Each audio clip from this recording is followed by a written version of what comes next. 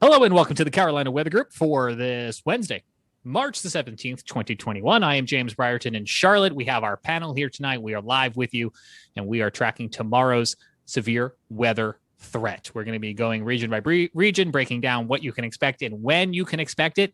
We've got many forms of springtime severe weather on the table for tomorrow.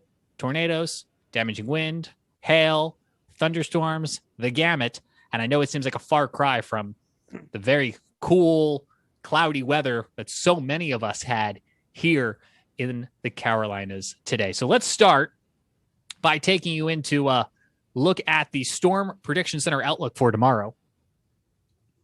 And we can kind of begin to set this up for you in our conversation tonight. And I should have slid my monitors over in full transparency because I can't see the buttons I'm clicking. That will make this a heck of a lot easier. We also encourage you, of course, to leave questions and comments in the chat, and we'll try to get to as many of them as we can during tonight's live broadcast. Here is the latest look at the HRRR run for tomorrow. This is Futurecast radar, what we can anticipate, and you can see that discrete line coming on through from west to east as we go on through the morning hours. This run, it's already running out. What would you guys say based on that? About noon, 1 o'clock or so as it approaches the I-77 corridor or so. So here in the Charlotte area, expect storms between 11 and 3 o'clock or so. And that time gets later on in the afternoon as you make your way towards Greensboro, where Christian is, and towards Raleigh and off toward the coast. And of course, earlier, if you're in upstate South Carolina or maybe Western North Carolina, where Scotty is in the foothills and the mountains. So again, we have what the Storm Prediction Center calls a moderate risk for tomorrow. This is tier 4 out of 5. It's not something you see all too frequently here in the Carolinas. And across other portions of the South today, they've got tier 5 out of 5, high risk across portions of Alabama, Arkansas, Mississippi. So let's start the conversation there, because sometimes the best thing to know what we can expect tomorrow is to see what the weather is doing today. Christian Morgan, meteorologist at WFMY in Greensboro. I see you shaking your head, and I know you've been keeping an eye on the weather today, the pattern across the country. So let's start there before we go into tomorrow's future forecast. What's happening right now for our states to the west of here?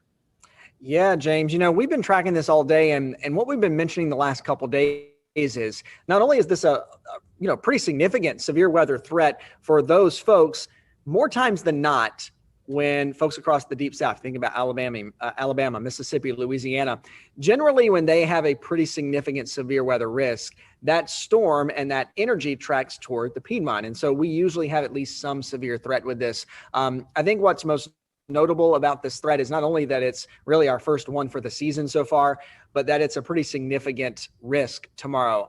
The entire triad, our viewing area, is in at least a category 3 or level 4 out of 5 for severe weather, that being the enhanced risk category or the moderate risk category. And that's just something that doesn't happen often for our neck of the woods and for our area. So to have this being the first system of the season, and to have it being having all the parameters in the ingredients this high that could come together to produce quite a significant severe weather event. It's just really one that we've been trying to drive home, saying, hey, this is a good time this past week to go ahead and get prepared, know that severe weather plan, know your safe spot in your house. It's been a while since we've had to talk about that, but go and review those things and know those things heading into tomorrow. Of course, it's the weather. Things can change. They will change. They always do to some degree. But I think that we do need to be on guard tomorrow, because this is a pretty significant severe weather risk for our area. Before we go around the panel, we talk about the different regions, the different impacts that different folks can expect. Christian, you mentioned the ingredients that have to come together, the timing that has to come together. What are those ingredients? So with this system, there are several dynamics with this system. We have a ton of upper level energy, and based on the track of that low tracking up just to our northwest, really, it's going to be kind of side skirting North Carolina. So we have a ton of upper level energy. We have strong jet stream winds. We also have a pretty strong low level jet with this too. So winds and wind shear are going to be a big factor. And we also have been talking a lot and really questioning the amount of instability that we're going to have, at least in our neck of the woods in the triad. And I'll kind of just drive home the point with that today is that we have had this cooler air wedge that's been kind of stuck in place today. So we thought we may get into the low 60s, and we never made it there. In fact, we stayed and pretty much parked ourselves a lot of the day in the 40s. We eventually did warm up into the mid 50s this afternoon once the sun started to come out. But that cooler wedge of air is it actually kind of a piece of good news that can help us out in the long run going into your Thursday. So if that cooler air hangs on longer, and if the storm was to speed up and kind of come through earlier tomorrow morning, there wouldn't be as much thunderstorm fuel or as much instability to work with. And that could, of course, limit our severe weather chances. So it's just getting all of those things to line up perfectly. But if they were, then, we could have fuel or as much instability to work with. And that could, of course, limit our severe. I hear you echoing back from somebody somewhere with an open mic, but I think we got most of that. And you're right. We're taking a live look right now at these pictures from WeatherStem in the Greensboro area. It's cloudy.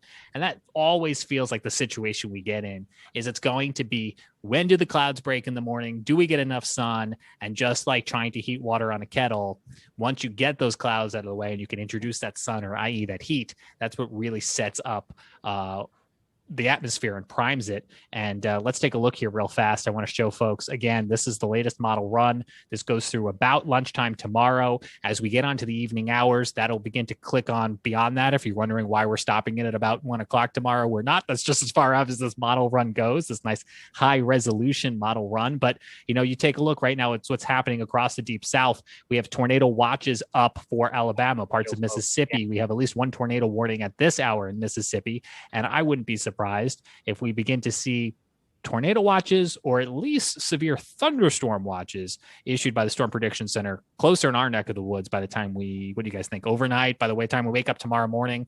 And I think that will kind of lay the foundation for the communication aspect of what to expect tomorrow.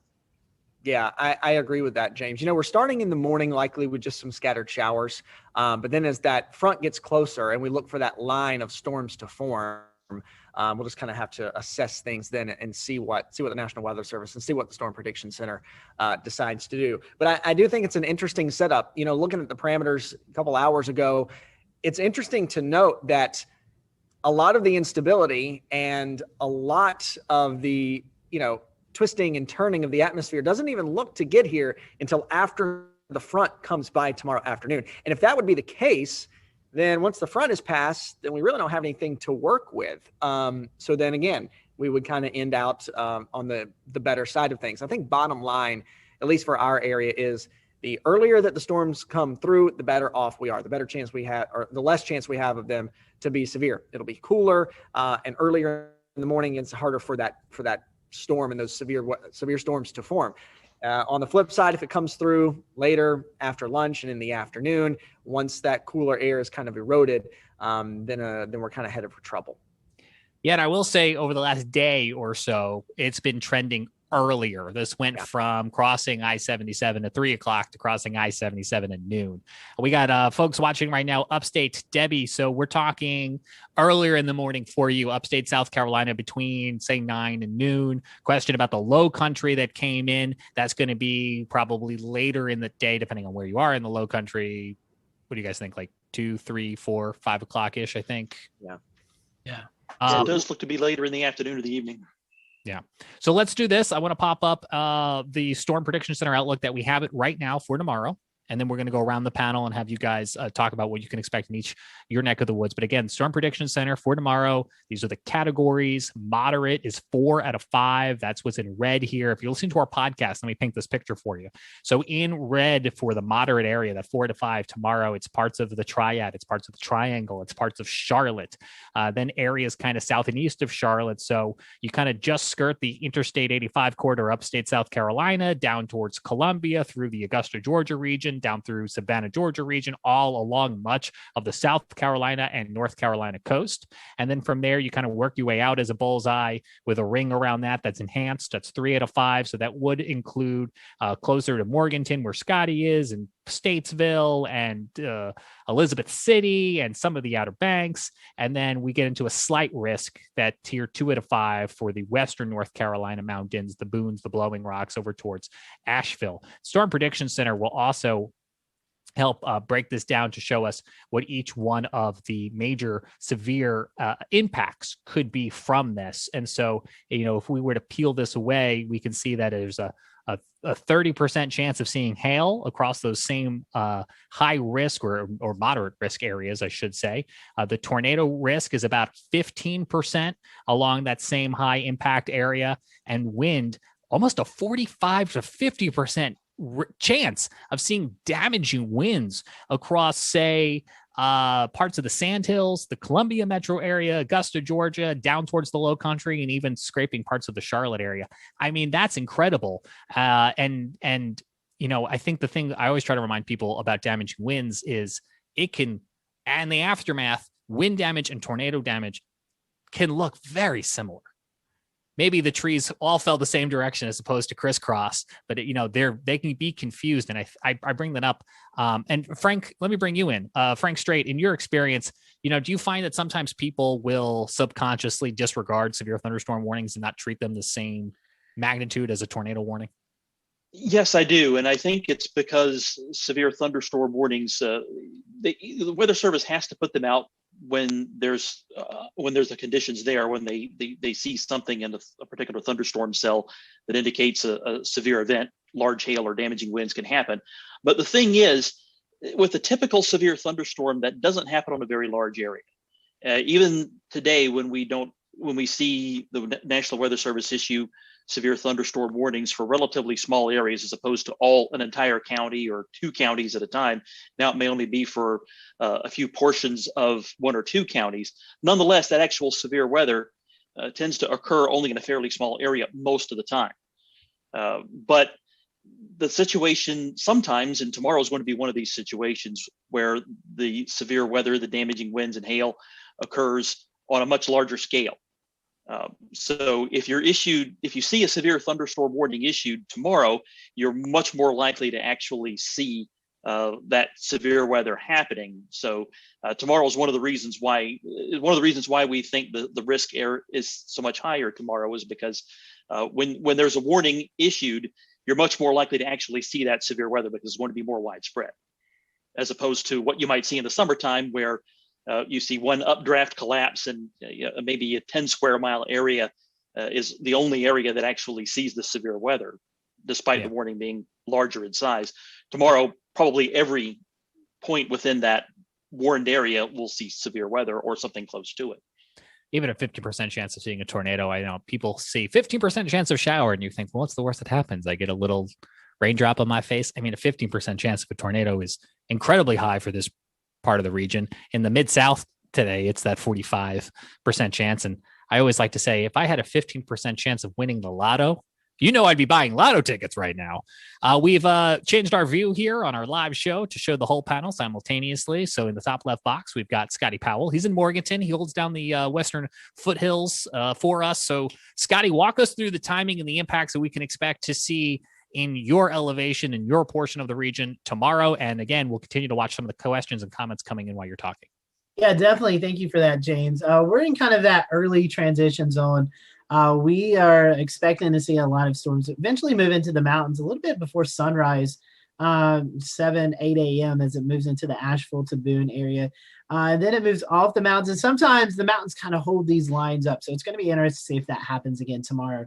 Kind of delays the line moving off the mountains by maybe an hour or so. As you get into the Morganton, Hickory, Lenoir, up into Wilkesboro, Statesville area, the foothills, the Unifor, the Catawba Valley, whatever you want to name it, several different names there. We're looking at the main primary threat to be between 9 a.m. and noon. And we're in kind of that transition zone where you have a slight risk for some areas, and that gets moved into an enhanced risk as you get into portions of eastern Burke County, Catawba County, southeastern Caldwell, into Alexander, Lincoln, and Iredell County. That's where you find the enhanced risk. So we're expecting to see these storms really start to develop as they move out of the area. Christian was talking about earlier the timing. It looks like we're going to avoid the peak heating by just a few hours. Normally if these storms are rolling in through 1 or 2 o'clock, we'd be a whole lot more concerned than they are right now at 9, 10, 11 o'clock in the morning. So needless to say, the threats are still there for damaging winds, large hail, and even a few isolated tornadoes. I think primarily for the foothills, our biggest threat will be that damage and wind threat. And again, can't rule out a few isolated tornadoes. The interesting thing that we're going to have to be watching is the CAD situation, that cold air damming. A lot of us hate CAD in the wintertime, but this may be where the time that the CAD saves you. And if we came on to the showery, foggy, misty conditions, that means that the severe weather threat will really be lower for our area. So we're going to have to watch that as the foothills and into the Northwest Piedmont really kind of hangs on to the CAD the longest. So if that happens, we'll be in a more stable atmosphere, and it'll just be some heavy rain. Speaking of that heavy rain, I know it's not raining. Well, we had 14 days without rain. We did have a little bit of rain a few days ago. There is a possibility of a few isolated flooding issues. I know it's not really high on the threat list, but some of the accumulations, maybe 1, 2, 3 inches of rain in a short amount of time, even with dry conditions, could pose a small flash flood threat as well. So we'll monitor that. But if you live in Morganton, Lenoir, Hickory, up into Statesville, Taylorsville, Marion, Rutherford County into Cleveland County, our main time threat would be 9 a.m. to about lunchtime, maybe 1 o'clock at the latest for some of those eastern portions of the area. Damaging wind threat looks to be the key threat to watch, but we can't rule out a few isolated tornadoes and some large hail. And I wouldn't be surprised at all when many of you wake up tomorrow that some sort of severe weather watch, maybe a severe thunderstorm watch or a tornado watch would be issued. Just know, have a plan. Tornadoes are not that common in this part of the world, but just have that plan. Be prepared. Identify your safe spot before you go to bed tonight. I say all that. A lot of people get concerned and scared when they hear the tornado word. But if you have that plan and you really know where to go and you know how to receive alerts, there's no reason to worry because you've already established that plan and you know what to do if that warning was to be issued. So we'll be holding down the fort tomorrow here in the foothills. We'll give you some updates. But right now, we're hoping the CAD hangs on a little bit stronger so we can be in a more stable atmosphere. But if that does retreat, we'll watch for the damage and wind threat with isolated tornadoes and a few large hail events as well. So, James, that's what it looks like for the foothills. Back to you.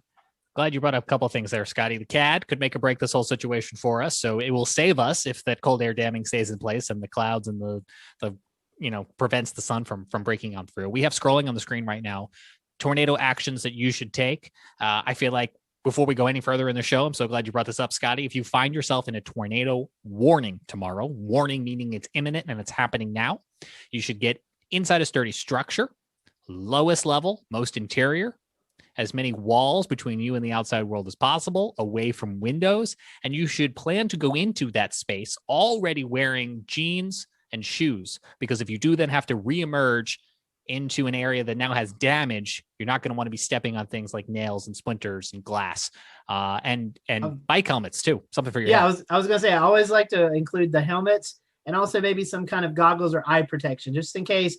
Mainly when a tornado hits is the flying debris that causes concern. So you want to keep that head and those eyes protected as well. Last year, about the same time, we were also talking about bringing these masks with you, because if you do have to then congregate with other people afterwards or interact with people, you still have the pandemic to worry about. Frank? Yes. And when we're talking about footwear, not just anything, something that's hard soled. In this situation, if you're wearing your running sneakers and then you have to walk out into your yard, there's a bunch of debris around. If you step on a nail, it's going to go right through your running shoes. Instead, if you have some hiking boots or something with hard soles, instead wear those rather than a pair of sneakers, because if you have to walk around in debris, all sorts of things can puncture that and go right into your foot. My safe place here in Charlotte, we don't have a basement, but if this inspires anybody, we have a little cubby, Harry Potter-esque, underneath the stairs, and that's where we go. It's not comfortable, but it does the trick. Zach, you're in Western North Carolina, right? Near Asheville. Am I correct? What are you anticipating there at your elevation and at your locale? James, I wouldn't expect too much damaging winds in our area, but we could see some moderate to heavy rainfall at times, and at least on the eastern side of the mountains, we could see some possible damaging effects. But over here, because the storm is coming in earlier in the morning. We won't really see much impacts, but please do be unaware of what is going on. Evan Fisher, I understand you have a follow-up and also a screen share. That was a really quick read. I don't have a screen share, but I do have a follow-up. There's one sneaky little part of this event that no one's talking about because it doesn't affect a ton of folks, but I know there are some people that follow Carolina Weather Group along the North Carolina-Tennessee border. It's a very western part of the state, but there's going to be some serious wind overnight tonight, really getting into tomorrow morning as we see that cold frontal passage. I believe there's high wind warnings issued for the border areas, specifically near the Great Smoky National Park, Mountains National Park. Yep, James has got that up on the screen. So those areas could see some damaging wind gusts and even non-thunderstorm wind gusts. That's something we haven't talked about yet, so I just wanted to throw it out there for the few folks that live in that area. Absolutely. I appreciate you bringing that up too. And you can even see here as we're looking at now this larger view of what's happening right now across the area. We do have some of those flash flood watches that are up for portions of Tennessee and North Georgia. Those could push into our area for tomorrow. And it was Scotty who mentioned, yeah, we went so many days without rain, but here's a live look at Marion. It's wet there this evening. We got a lot of rain through the region yesterday. And so, yeah, we had some capacity for it, but we do have still some moist soil to contend with on top of what other rainfall falls kind of quickly tomorrow. And again, we do have tornado watches up right now for portions of Alabama and Mississippi, and either tornado watches or severe thunderstorm watches likely to move into the rest of the Southeast here during the overnight hours. A reminder that a watch means that those weather conditions are expected in the short term, say 12 to 24 hours, whereas a warning means they are happening right now. Good evening to Kimberly. She's watching from the Lake Norman area, Donna and Chesterfield area. So you guys kind of in that greater Charlotte area, if you will. Lexington, South Carolina. We got Kelly checking in. We got a question from Adam watching live on YouTube. Should I bring my chickens in the house? I don't know much about running agriculture or farm, but I would advocate for bringing in anything that is susceptible to wind or might not adhere well to sudden changing conditions. I don't know if anyone else has anything else to add to that, or if he even owns chickens or not, but I'm just going to give him the benefit of the doubt and presume he actually owns chickens and isn't just, go ahead, Evan. Yeah. If you're comfortable bringing your chickens in the house, I think you should do it. It's certainly safer. I would bring my dog in if I were living specifically in the eastern part of the state. But if you care about your chickens like you care about your dog, then yeah, go for it. Do not recommend bringing the chickens in next to the dog. I have heard of some unfortunate stories to go after that. Well, Jared, I'm so glad you chimed up because I was about to come your way. We have lots of people in the chat tonight wanting to know about the Low Country, Charleston area. What can you expect there? You know, James, it's I guess the first thing to say is that, you know, we've had a lot of talk about this moderate risk and everything there. And I want to caution people that, you know, the risk stuff is really for people like us to help, you know, to help guide us in making forecasts there. So I want to make sure that everybody understands that. That being said, that's not to downplay it or anything like that, but you don't necessarily need a moderate risk to have really nasty weather. And sometimes you can have a moderate risk and not get anything at all. That's something that can happen. Not saying that's going to happen, but the Low Country is an interesting place to forecast severe weather just in general. And, you know, what we're looking at tomorrow, I mean, first of all, it's going to be warm and it's going to be windy. You know, well before the storms arrive, the low level jet's going to start mixing in, and that's going to get us, 30 to 40 mile an hour wind gusts moving across the area. So that's going to make some of the bridge travel a little bit difficult. So if you got to, take, for example, if you're in Charleston area, taking the Ravenel or the Wando bridges or the Don Holt, you may run into some wind issues during the day. By about 1 o'clock or so, that's kind of the beginning of the window where we could start to see some thunderstorms begin to move into the I-95 corridor. And I think that, right now, if it was me kind of drawing the maps here right now, I would say that the biggest threat for severe weather is going to be in the I-95 corridor, where the most substantial severe weather could happen. And that's going to be heating later on in the day. Well, more of that fuel and warmth. Mm-hmm. Well, you get more of that fuel, you get more of the warmth. The shear parameters are just better. Everything just overlaps a little bit better at the time. That's where you're going to see your maximum significant tornado parameter set up there. That's where the Storm Prediction Center has drawn the 45% significant wind. is just inland. As the line gets closer to the coast, there's a lot of, there's some interesting scenarios that could take place. The NAM has consistently run a few degrees cooler. And that has been interesting because it's created more of a capping inversion that has weakened the line of storms. To the NAM. Yeah, it has weakened the line of storms as it approaches the coast. Now, if you look at the high-res rapid refresh, we've got Supercell City. So right now on the screen, for those watching, this is the NAM. This is what Jared was talking about. Here's about 1 o'clock. And then what does this jump? This jumps like 3 hours, right? So then the about 3 o'clock. The NAM nest will go that'll go hourly, but yeah, back over to rapid refetch, like you said, is a lot of these discrete supercells. Helps if I pick the right region. There we go. Yeah, the discrete supercells. I mean, again, it's all just a few degrees here or there.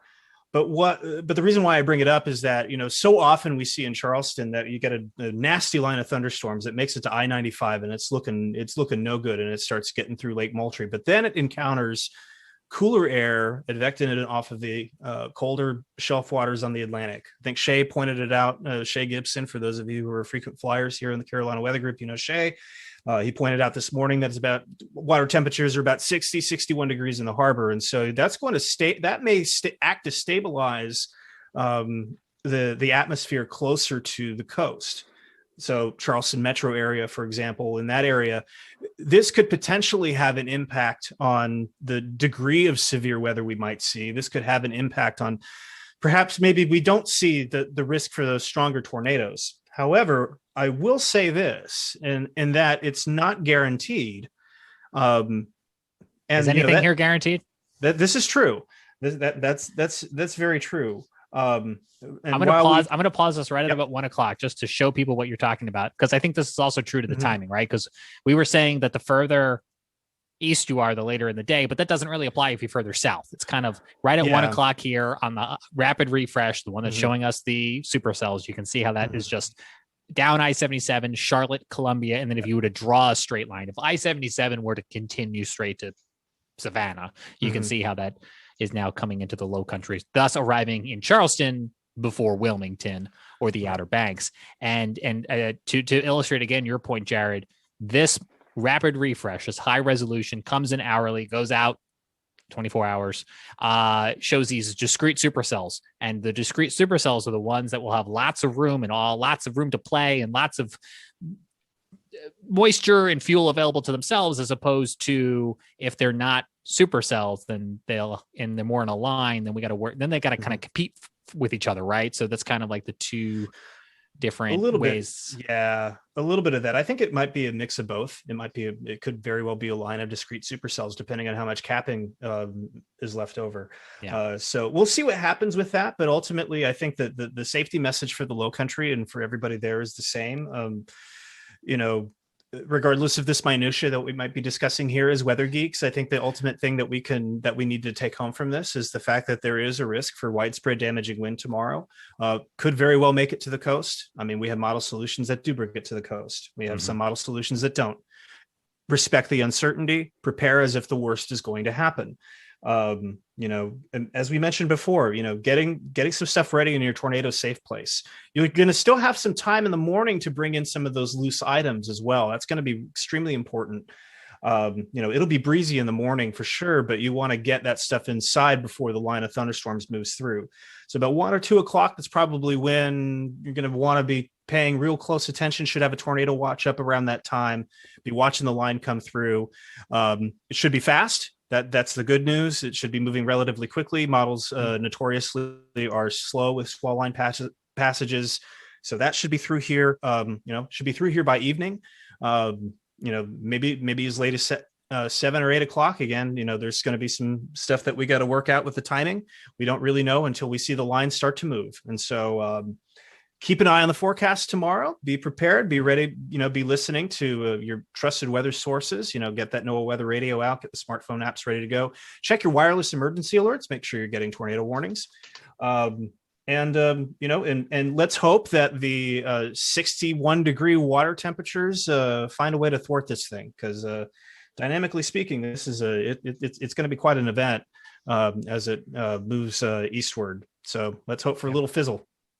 We're going to go to Scotty and Christian in a moment for a question coming in from our live audience. But again, to reiterate Jared's point, have multiple ways to receive weather warnings tomorrow. A NOAA weather radio, a cell phone. Make sure those wireless emergency alerts, the WIA, are enabled. You can download your favorite weather apps like the WFMY app or the WCNC app. You can download other weather apps. You can, of course, tune to broadcast and radio tomorrow. And don't discount social media. Don't discount calls or texts from a friend. Or if you see a warning that is impacting a relative, a friend who lives in another area of the state, give them a call, give them a text. Don't assume that they've seen it. Scotty, I think you have a question coming in from our live audience who is hanging out with us tonight on social. Yeah, we have one. I just scrolled off that. Let me get back to the person who was asking because I want to acknowledge them. Mindy Hart was wanting to know from Christian what it looks like for the Greensboro, Winston-Salem, kind of like the Piedmont Triad area again. Yeah, sure, Scotty. So, we've been talking about it. There's going to be at least a chance for some severe weather across most of North Carolina. Of course, it's a little less as you go further to the west and up back into the foothills and up into the mountains. We are in a level 3 to 4. Our viewing area in the Triad is level 3 to 4 out of 5 for severe weather tomorrow. So it's a pretty significant risk if all of the ingredients come together. We've been talking a lot about the storm timing, and if it comes through earlier, we'll probably get out a little bit better because we don't have as much instability or as much warm air to work with. If it comes in a little bit later, we may be in trouble. Right now, I can tell you that the best timing looks to be between about 9 a.m. until noon in the west for our western portions of the viewing area and in the foothills. For the Triad counties, more like 11 a.m. till about 3 p.m. And keep in mind, these are all rough start times. So for the Triad counties, generally around 11 a.m. till about 3 p.m. And then starting between about 1 p.m. to 5 p.m. as you go further east of the Triad. So that would be over to counties like Alamance and over into Orange County, more towards the Raleigh area. But again, I think that we are done with this thing in the Triad by dinner time and early evening. And I think by then our storm threat is going to be over. Again, we've been talking about how this thing's been trending earlier, so we'll continue to watch and see if that happens. I've had the question a lot today is if the fact that we were cooler today could help us out going into tomorrow and if that cool air could hold on. And that's absolutely a possibility. Some models are leaning on to that a little bit. We had that cooler air wedge in place today, and there's still going to be that warm air from the south trying to advance with that warm front. Again, I think the better chance to see severe weather, just knowing those things, is going to be to the south and to the east of the Triad. But again, we still need to be prepared. We say prepare, and just root for the best heading into tomorrow. If everything lines up perfectly, this could be a pretty significant severe weather day in the Carolinas. But of course, it is weather. It changes. It can and will change to some degree as we go throughout the rest of the evening, overnight, and even by the time we get to tomorrow morning. So again, just best to pay attention to the forecast, stay alert, stay weather aware, know that safe spot, know where you're going in case warnings are issued, and we'll be keeping you updated all day long. Yeah, it's a good plan. Treat it like winter weather. We can watch the models all we can do. We can watch them all night, all day. But until the event really starts to take place, that's when you really know who's going to see what. So another question coming in through the viewers. And Frank, I'll let you take this one since you live right there on the South Carolina, North Carolina border. Lance, there's several people wanting to know, so I want to make sure that we acknowledge them. Lance, Lee, Karen, and Mindy all asking about the upstate of South Carolina, say from Aiken, South Carolina, up into the Greenville, Spartanburg area, wanting to know what to expect there and what the biggest threats would be. So Frank, since that's kind of your neck of the woods, I'll let you take that one. All righty. Well, starting out, a little while ago, you mentioned the concern for flooding, and I'm going to reiterate that here, at least some potential isolated flooding instances from this setup, because we're going to get a lot of rain. And even though we went many days, about 2 weeks without any rain at all or very little, we got a good soaking just yesterday morning. I had at least an inch at my place. It was probably more than that. It was an inch at GSP Airport. And I think we see another good soaking tonight and tomorrow. So we are going to have to watch out for potential flooding, especially along the southern part of the Blue Ridge. I think that's going to be the main area of concern for that. So let's not let that thought get buried into what's going to be happening the next 24 hours or so. But in terms of severe weather, I think that's going to be hitting, as we mentioned, during the morning hours in the upstate and in western North Carolina. In fact, if you go far west, past Andrews and Murphy, it's probably happening before daybreak out there. And because of the fact that it's going to be happening earlier, I think our tornado risk is going to be fairly low for western North Carolina and most of the upstate, at least the north and west of I-85.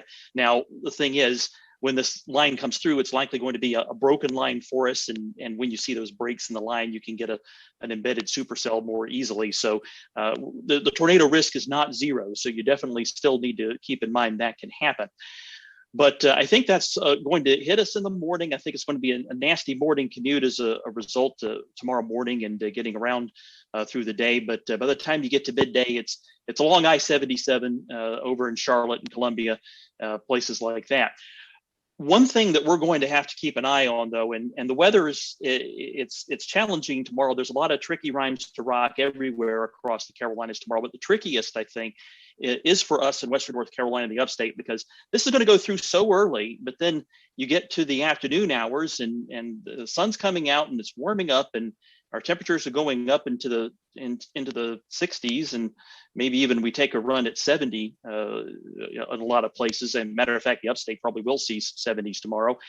The question is, do we sweep the drier air on in immediately like most of the models are showing, or the one little outlier that we have now, the full resolution NAM model, shows us the dew points trying to stay up in the 55 to 60 range, maybe a little higher, as the main part of the upper level system comes in and starts to try and trigger some more shower and thunderstorm activity, especially up in the mountains, but potentially get in the upstate, maybe even the Piedmont in the evening hours tomorrow. If that can happen, if we can get things fairly unstable, there's a ton of shear. And if something were going to sneak up on us, I think that's how it would happen. If we were going to see something kind of unexpected happen, that would be the unexpected thing. So don't totally let your guard down once those thunderstorms get through first thing in the morning or even to the midday hours, because something might try to sneak up on us in the afternoon. At least another shower or thunderstorm, and if things came together just right, it could be another stronger storm as well. Scotty, we have a viewer whose name is Mac and Cheese. He's watching on YouTube. I presume that's his or her given name. And they wanted to know about mac and cheese. I love mac and cheese. They wanted to know about estimated wind speeds tomorrow. We've talked about damaging winds across the Carolinas. They're specifically inquiring about the foothills. Any estimates? Yeah, I think I was just I seen the question teed up there. So I was looking at the latest HRR. And it looks like we could see some wind gusts upwards of 25 to 30 miles per hour as the line of storms move in. Now, I will say this. We'll say if we do see a thunderstorm or thunderstorms, localized higher wind gusts will definitely be possible. But wind-wise, outside of any thunderstorms, we could see some 25 to 30 mile per hour wind gusts as that warm front moves through and then associated with the cold front. So, with saturated soil is always the potential for seeing some down trees, but outside of the thunderstorms, I don't think wind is going to be a big deal here in the foothills. But Evan, I know you've been talking about the high winds, and I believe a high wind warning was just issued for the border counties there in North and South Carolina. So maybe you want to take that element. Yeah, so that's typically a pretty localized issue. When we see these high wind warnings associated with cold frontal passages, those high wind gusts are typically limited to locations right along the North Carolina-Tennessee border, really on the western side of the southern Appalachians. It's two different directions, but western side of the southern Appalachians, the Tennessee side. I don't think we'll see many of those wind gusts affect the foothills. That will be more convective driven. I want to take this next question. There's a question from someone watching in a dormitory in the Greensboro area, and they want to know where they should go in case of a tornado warning. First answer is hopefully your school or your institute there has some place for you to go that is designated in your building as a storm shelter place. And it would be good tonight to check on what that is for tomorrow. Yeah, I would reach out to your RA. That's when I lived in a dorm. That's what I was told to do. Reach out to my RA to figure out those kind of things. Reach out to your RA, shoot him a text tonight, figure that out.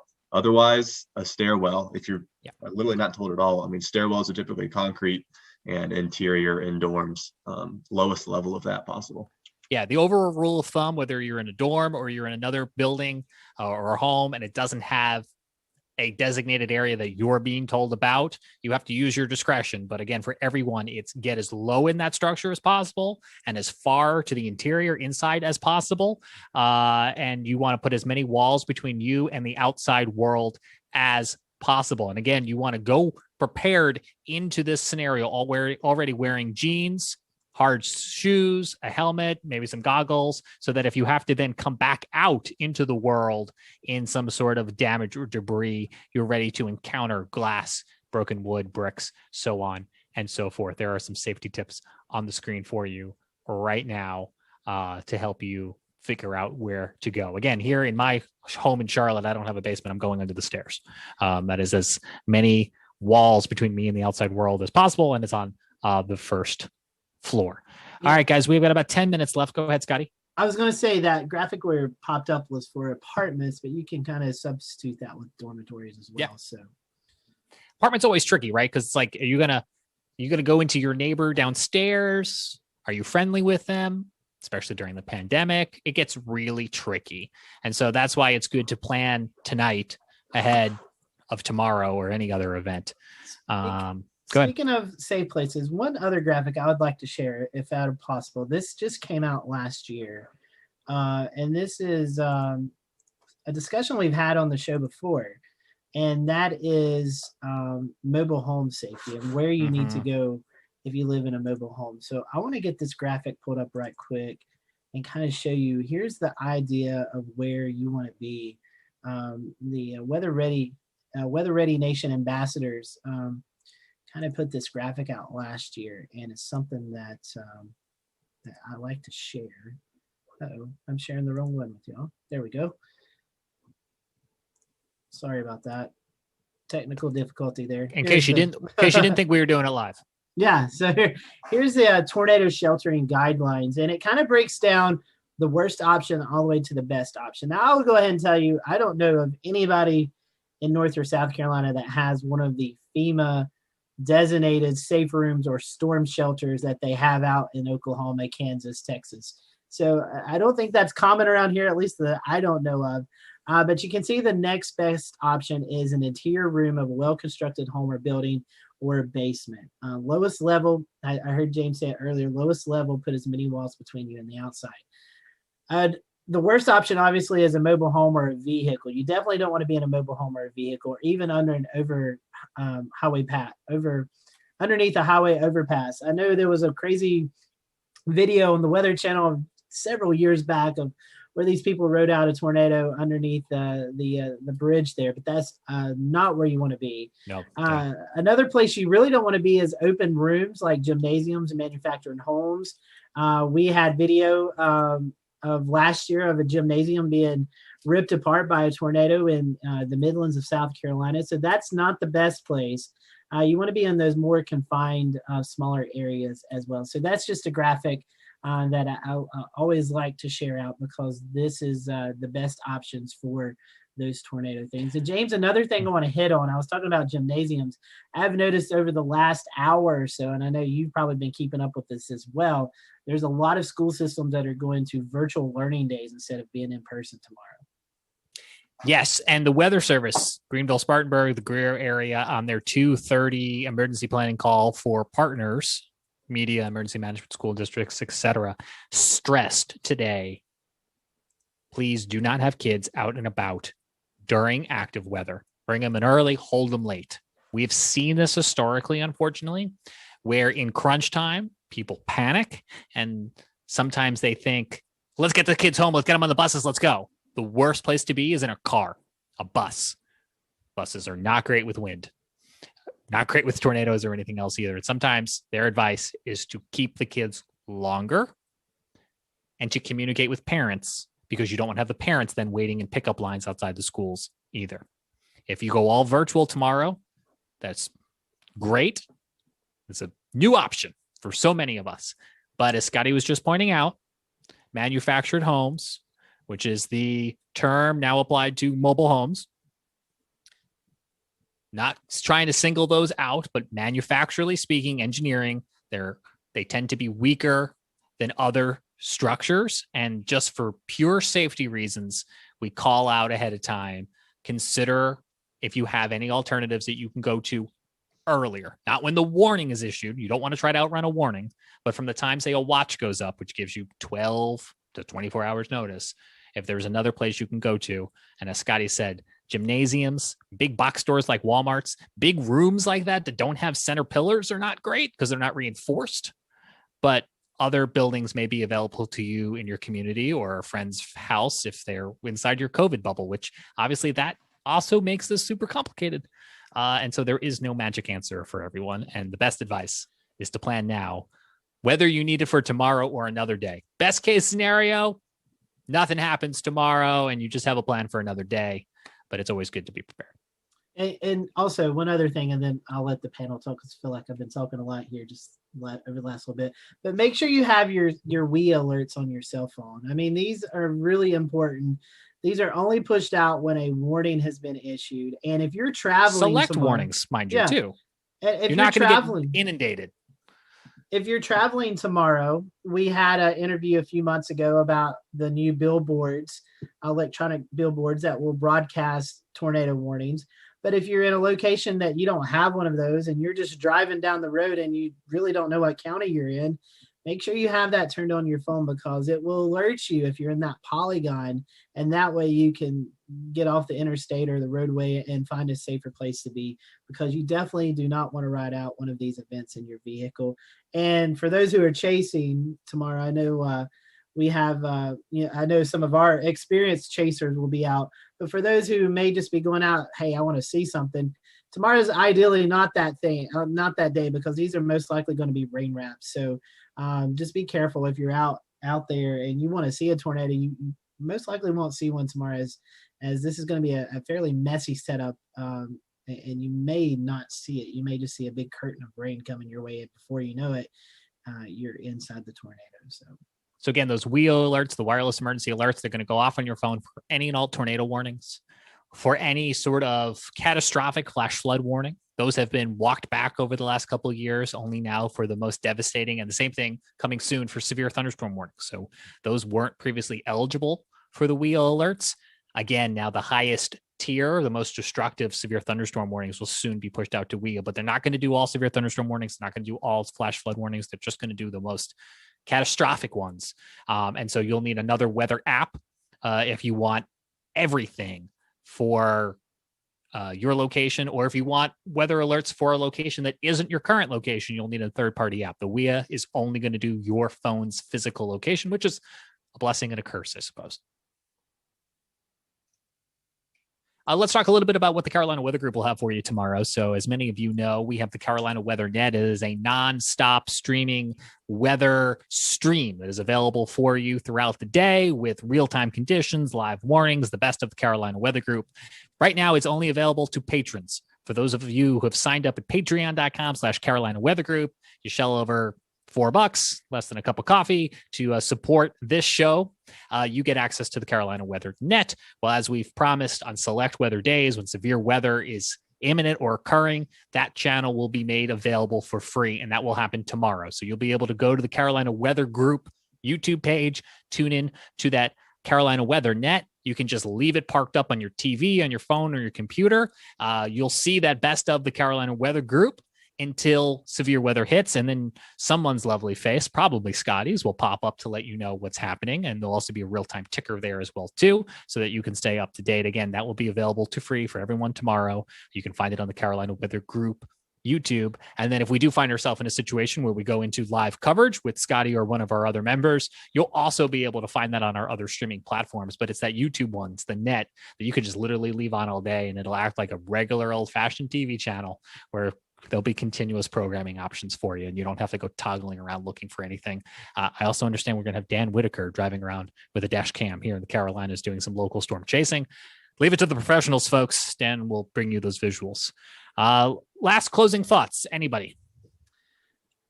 I'll go for the Western North Carolina. It looks scary. If you look at the outlooks, there's a little optimism that we can hang on to the cooler, more stable air, but don't count that as a guarantee just yet. Tonight, before you go to bed, make sure you're prepared. Make sure you know what to do if a warning were to be issued. Again, the damaging wind threat looks to be the highest for the foothills and the mountains. We can't rule out an isolated tornado. We can't rule out large damaging hail, but the damaging wind threat would be the primary concern for the foothills and the mountains. Once you get into the Piedmont around Interstate 77 on eastward, that's where I'll let someone else talk about the potential for tornadoes and other things. But if you live here in the foothills and the mountains of North Carolina, pray if you're a praying kind and you don't want severe weather, pray that the cold air damming hangs on and we're in a more stable atmosphere. But I do know, just be prepared tomorrow for the chance of a quick moving line of severe thunderstorms moving through with damaging winds, possibly some isolated tornadoes and large hail. As I think Jared said earlier, this thing quickly moves out of here, and by tomorrow evening, there's going to be some cold air moving into the area, and we're going to be back below normal for the weekend. Another cold weekend setting up here in the Carolinas. So that's my final thoughts for the western part of North Carolina. James, you want to cover the Charlotte area? Yeah, about Charlotte between 11 and 3 o'clock tomorrow as it approaches the I-77 corridor here in the Piedmont. Again, we're going to be watching worst case scenario. We start to get some of those discrete supercell thunderstorms, those strong thunderstorms that could begin to rotate or produce hail or damaging winds. That's the threat we're going to be watching for tomorrow. You can see the Futurecast right here. This is the HRR model run that right now times out at about 1 o'clock tomorrow. You can see this particular computer model is anticipating some of those discrete cells. It's not the only scenario on the table. This is probably the worst case scenario on the table. Some of the other model runs keeping things a little bit more capped down for you, if you will. Again, we have that moderate risk from the Storm Prediction Center that Scotty was just talking about. This is a tier 4 out of 5. This is for most of the Carolinas. It's a little bit less in the higher elevations of Western North Carolina and upstate South Carolina. And if you were to peel back the layers, most of us have a 30% chance of seeing damaging hail. That's 1 inch size or larger. That would prompt a severe thunderstorm warning. A 15% chance of seeing a tornado. Again, that is pretty big for our neck of the woods. And for our wind threat, 45%, almost 50% as you get through portions of the greater Columbia metro area. So I think at the end of the day, it's the winds that are going to be most memorable from this. But that 15% tornado threat is not to be taken lightly, Scotty. Yeah, I wanted to, I was looking through Twitter. Brad Panovich tweeted out a great tweet that we've got put up here. This is the first time that we've seen a 15% chance of a tornado highlighted this far out. So, I mean, that just shows you the rarity of this event. So we'll have to monitor that again. And these 15%, it's not like a 15% chance of rain. On any given day, it's less than 0.1% for a tornado. So if it's less than 0.1%, and now you're talking about 15%, you can see how much bigger that threat is. And as I always say to James's thought there, wind is wind, no matter if it's rotating or blowing in a straight line. Wind will cause damage, and wind can cause, unfortunately, injuries and death if you don't prepare for it. So, yeah, you're absolutely right. And you know, Michael on YouTube right now, way too stable and cool everywhere in Western Piedmont. This is not going to materialize just heavy rain and cool temperatures. He may not be wrong. He may not be wrong. We're gonna prepare for these scenarios that aren't just outliers, but are probabilities. And if things turn out to be calmer tomorrow, I know it's always tricky. The weatherman says all these things, and we don't want to be wrong, but we don't want severe weather that is going to cause harm either. Just like a firefighter would never hope for a fire, but they're going to prepare for it nonetheless. Okay, again, so the Carolina Weather Group will be back tomorrow with coverage as warranted. You can find us streaming on Facebook and Twitter and YouTube and Twitch. You can find our Carolina Weather Net free nonstop on YouTube. That'll kick off at 7 a.m. tomorrow and run throughout the day. And if you, for some reason, lose power, which is something that could happen, and you're looking to stay up to date, do remember that the Carolina Weather Group also can be found on your favorite audio podcast app.